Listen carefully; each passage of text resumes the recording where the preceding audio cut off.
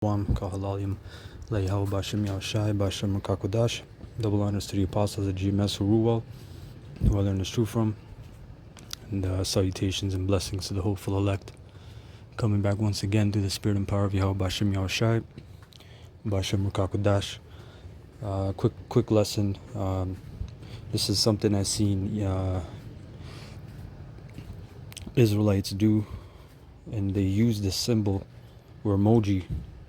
So I guess the lesson is going to be called "Stop Using This Emoji," because it has nothing to do with the worship you think you're giving. All right, and the symbol I refer to is the two hands, right, together. Right, two hands together with the tip of the fingers pointed upward, which is really a Roman Catholic type of. And Jake does that. They'll say like prayers up, and then they'll put up the emoji, or praying for you, or whatever their intention is. But little do they know, and you Israelites, you should know this as well, because you got to be prudent, you got to be subtle, right? You got to be wise as serpents. That's actually sex magic, right? Which is witchcraft. And the name of it is called Vesica Pisces. That's the name of it. All right. So this is from IGN.blogspot, titled "Masonry Design Vesica Pisces."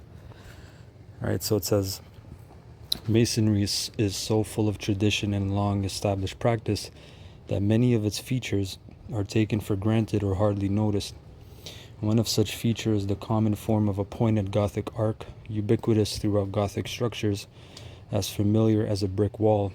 This seemingly unremarkable form is actually worthy of a few remarks. So today I'll talk about the Vesica Pisces, and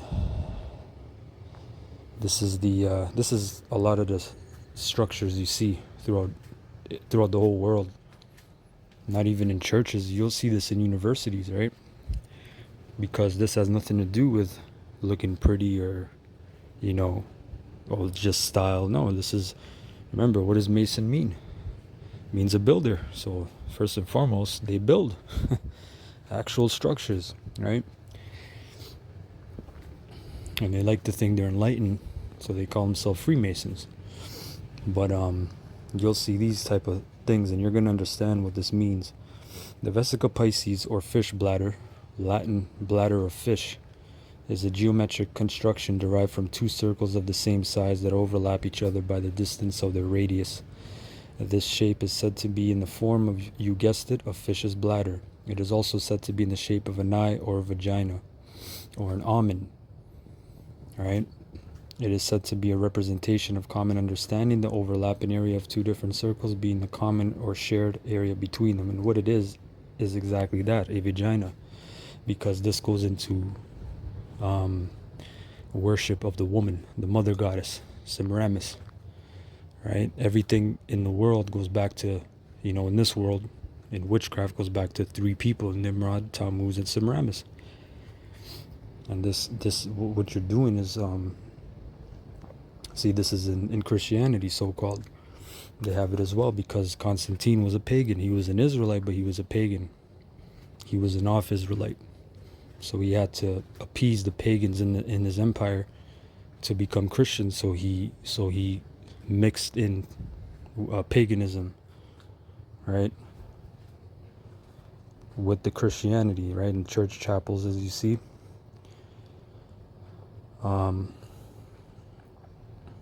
Basically goes into the womb, the worship of the womb, the woman. And that's the main vibration out here. But these elites, they also worship what? They also worship the phallic symbol, the phallus. Right? You can type in, right? I mean, hey, it's kind of graphic, but hey, it's the truth. This is what these things are, man. Right? As you see clearly, this has nothing to do with the Most High, man. Okay? This is all And you can watch a movie called The Da Vinci Code, where in the beginning he breaks down a lot of these symbols, and he shows the mother and the child, and everyone's like, oh, that's Mary. And he said, nope. He said these are ancient deities, mother and child, the nourishing mother. Hence, you go to university. What is a university called, right? The proper term. Like if you're an upper echelon Edomite, they say, what alma mater did you attend? And the word alma mater means all nourishing mother, going back to Semiramis. And on, like I said, university campuses, you can find the like these kind of structures, right? But as you see, this thing is prevalent. This is actually you're walking through a portal, a private portal, all right? But this is all meant to what? Conjure up spirits and demons and worship, praise, right?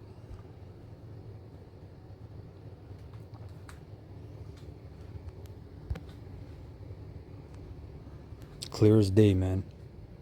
You know, you can't get any more clear. Okay, and this symbol here that the Rastas use is the same madness as you see when they do that shit, but they kind of twist the two. I think they twist the thumbs together.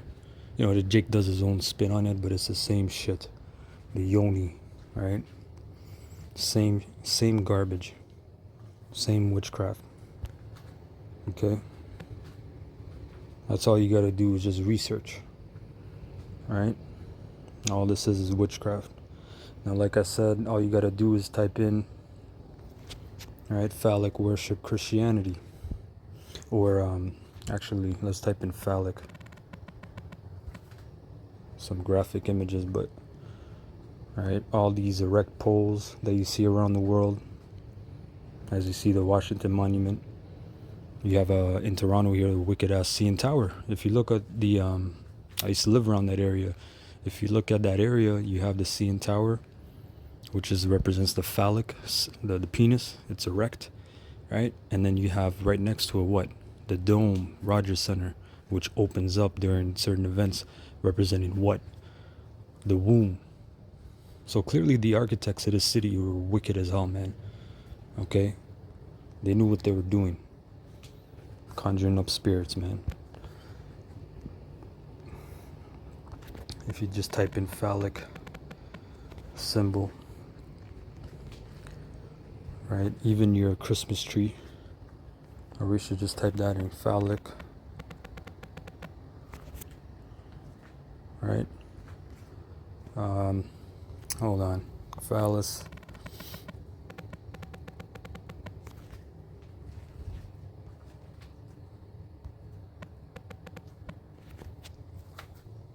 All right, this is what it represents, the tree. And then beside the tree, you got what? The womb. You gotta have this thing. Forget what it's called already. Forget what the hell that thing's called, but you gotta have that, right, hanging as well. But that's what that represents. So whoever's using this emoji, you gotta stop it, because it's not what you think it means. You're actually, conjuring spirits, or you're opening yourself to spirits. Okay, it's actually witchcraft. All right, the scriptures tell you how. The scriptures tell you how to pray. This is 1 King 8:54. It says, and it was so that when Solomon had made an end of praying all this prayer and supplication unto the Lord Yahweh, he arose from before the altar of the Lord Yahweh, from kneeling on his knees, right, with his hands spread up to heaven. Okay, so you have your hands up to heaven. You know, you can stand, you can kneel, but that symbol where you put your hands together, and there's different ones, right? Here it is. So like, for example, these hands right here, the C, if you see right here, you're also forming, right? Right, you're squeezing some, you're also forming the vesical Pisces. If you look in the inside, if you do it, you look in your hands, you're forming it as well. But as you see, this is really how you pray right here. Okay, hands up. Yeah, this is what I meant right here, right? All these wicked ass symbols. Hold on. All right, so this is a no. Okay, this is not how you pray. This is look at this sun worship. You know, yeah, this is wickedness right here. This is madness. Right, like this one right here, it's madness. You're forming it. If you look inside, if you do it right now, you look inside, you form that little, that womb in between, right? Or this way as well. Okay. So you've been put on notice because I see these images, I see these emojis being used, and you know, it's not what people think. All right. So with that, Kahalayim Layhaw Bashim Yahushai Bashim Rakakudash, the Milanus three apostles, once again, who I learned this truth from, who rule well, elders and apostles on down, and the you know, Shalom to the elect. All right, Kwam Yasharallah.